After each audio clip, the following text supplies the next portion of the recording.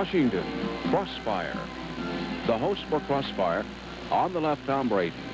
On the right, sitting in for Pat Buchanan, Richard Allen.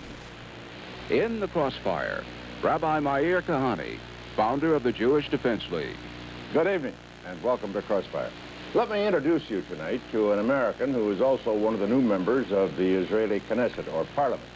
Israel's Interior Minister, Joseph Berg, has called our guest a lunatic. Mayor Koch of New York has called him the Jewish Farrakhan. Israeli President Herzog has called him a racist, but Rabbi Kahane continues his campaign to expel all Arabs from Israel. Last month, he took that campaign to the nation's largest Arab village, where both Jews and Arabs threw stones at him in an effort to keep him out. Welcome, Rabbi Kahane, to the peace and quiet of Crossfire. Thank you. And may I say this to you, the last time we talked, you promised that you would return to Crossfire as a member of the Knesset.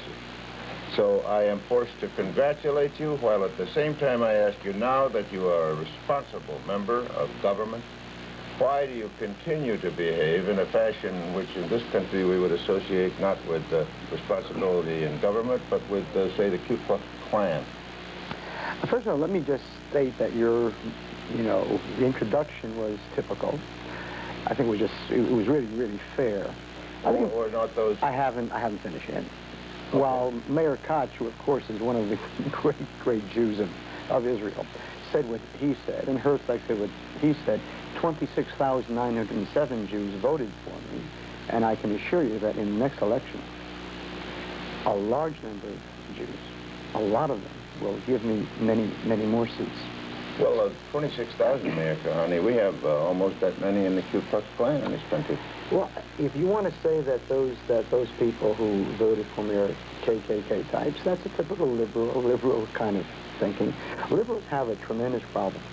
Everyone who differs with them is either a racist, a fascist, and so on. Well, that's not true. It's not true. And you people have very, very deep problems. You can't debate with me issues, so therefore you defame me. And name-calling is the last refuge of non-thinkers. Well, wait a minute, Mr. Allen is a conservative. Let me ask you... We'll see. Let me ask you a couple of questions. I've had the pleasure of knowing most prime ministers of Israel. I've met most major figures of political parties of Israel. I've visited Israel.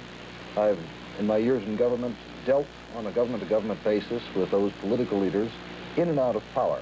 You don't fit any of the molds of my typical experience with Israeli democracy. And we are proud that Israel is a democracy.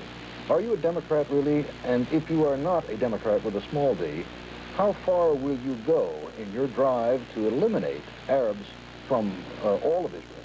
First of all, let me place your question within the context, and then I'll, of course, answer it. We have a very serious problem in Israel, and that is a contradiction between the concept of a Jewish state, which means, it must mean, at least a state which will always have a majority of Jews, otherwise it isn't a Jewish state, and a Western democratic concept which implies that it doesn't matter who you are. Whoever is a majority has the right to rule. Therefore, what I have said for many, many years, and what all the Jewish leaders that you have met have studiously avoided, I have said that there is a contradiction, and therefore I throw the question out to you, and to all the Israelis. Do the Arabs of Israel, in theory, have a right to become a majority democratically and peacefully and through babies? Well, let me tell you what President Herzog said.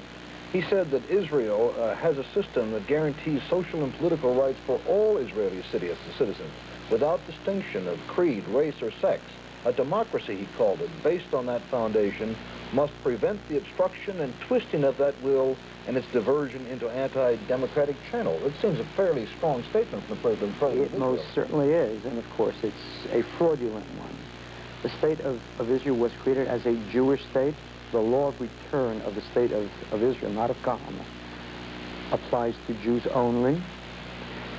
If President Herzog will get up tomorrow morning and say that the Arabs have a right to be a majority in this country, I would take my yarmulke off to him. He'll never Let me say ask it. you this. So here you have a situation in which nearly 2 million Arabs, about a sixth of Israel's population, would be, by your plan, removed from Israel permanently and resettled someplace else, and you've been quoted as saying you don't care where, as long as they're out of Israel. Is that really your position? Because I think the American people will be deeply interested in a political position, a movement that advocates the forced expulsion of the sixth of the nation's population. I think that the American people are a lot cleverer than its intellectuals and liberals.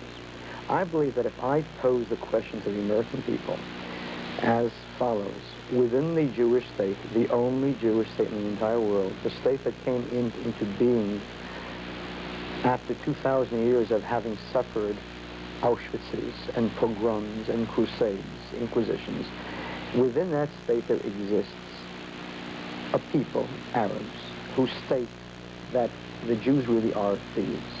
And when we become a majority, we will turn it democratically and peacefully into a Palestine and do away with that Jewish state. I put it to you that a normal person will say, you have a right to defend yourself against both Arab bullets and Arab babies. I want to transfer the Arabs. I want an exchange of populations that began in 1948 when 700,000 Jews fled Arab countries. We took in the Jews. I want to give them the Arabs with full compensation, which is not what the Arabs gave to the Jews. How far will you go? How far will you go? If I were the Prime Minister, I would offer the following option to every single Arab. Every Arab who is ready to leave willingly will receive full compensation.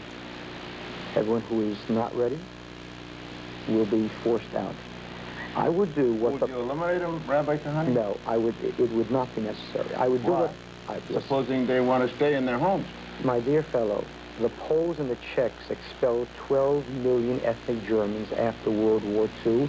It was ratified at Potsdam by Truman and by Attlee and by Stalin. It became a part of international law. What's the difference between your policy and that of Stalin or even Hitler? My policy is the kind of policy that was ratified by Harry Truman. Now, if you think that he was a fascist too, go right ahead. No, I asked you what's the difference between your policy and that of Stalin or even Hitler? Hitler did to people who didn't threaten him. The Arabs make no bones about the fact that they believe that the Jews are thieves, and I understand them. I understand the Arabs. You mean you mean the Arabs who are citizens of Israel? That's right. Who are represented in Israel's great democracy and right. the Knesset? You mean you would take them and get out? You have to have real contempt for the Arabs.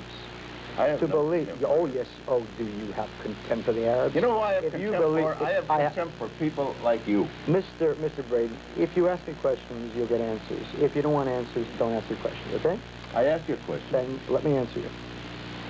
You have contempt for the Arabs if you believe that the Arab, in a state which is defined legally as the Jewish state, which has a law of return that applies to Jews only, if you think that he can empathize with that state, then you have contempt for him. Let me tell you, Mr. Kahane, Rabbi Kahane. I know some Rabbi Arab Kahane. parliamentarians. I wouldn't grace you with a religious word. In If that you case, insist stop upon it, asking I'll me call you questions. by your title, Rabbi. Good. I know many Arabs who are in the Knesset, and I think they have great respect for the state of Israel. Then you really are a liberal who thinks that you can buy people. You can buy a person's national pride. The Arabs of Israel cannot possibly rise to sing their national anthem, which has in it the words, the soul of a Jew yearning. If you were an Arab... They're citizens of Israel. My dear, because they have no choice. They have no choice. They hope through babies to create a different kind of a situation with a majority of Arabs. And they're doing it. And they're getting there. Now, you certainly, as a Democrat, would answer that, assuming, hypothetical case, assuming that the Arabs would be a majority, then of course they would have a right to send 61 members to the Knesset, a majority, and vote to change Israel to Palestine. Well, supposing, Rabbi, that I thought, supposing this preposterous thought, that I thought that the Jewish people in the United States were soon going to outnumber all other religions, would you then, what would you think if I then said, well, we've got to get every Jew in the United States out. Tell them to either emigrate or we'll drive them out. Mr. Braden, my greatest dream would be to see the Jews of this country go to Israel. Rabbi Kahane, you yourself have said in the past that you are potentially a dangerous person. I said that at really least you've been quoted with tongue-in-cheek. With tongue-in-cheek. You've been arrested about 20 times since you've been back in Israel, and you've served 3 months in jail, I believe, last year. More than that. And you've also said that you would obey the laws of the Knesset as a member of the Knesset, as a member of the elected parliament of Israel, only if the laws of the Knesset do not conflict with some higher law.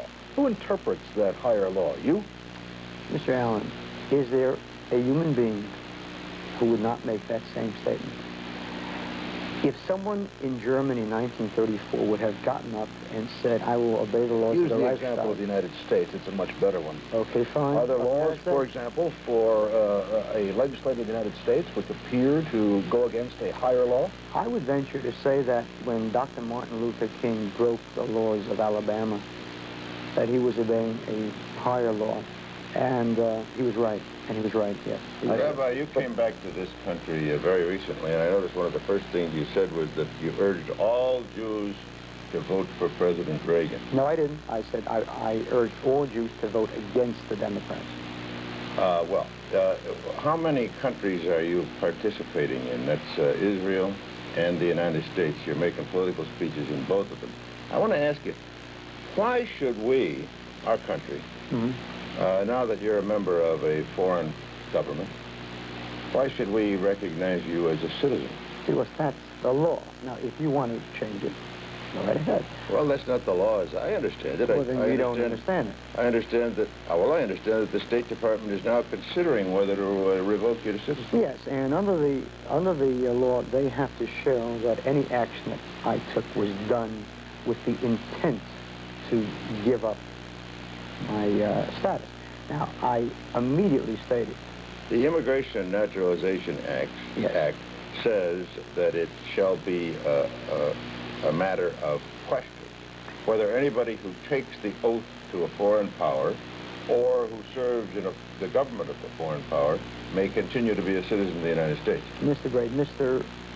Romberg himself stated that there is a great question here, since they would have to check to see whether there was any intent on my part.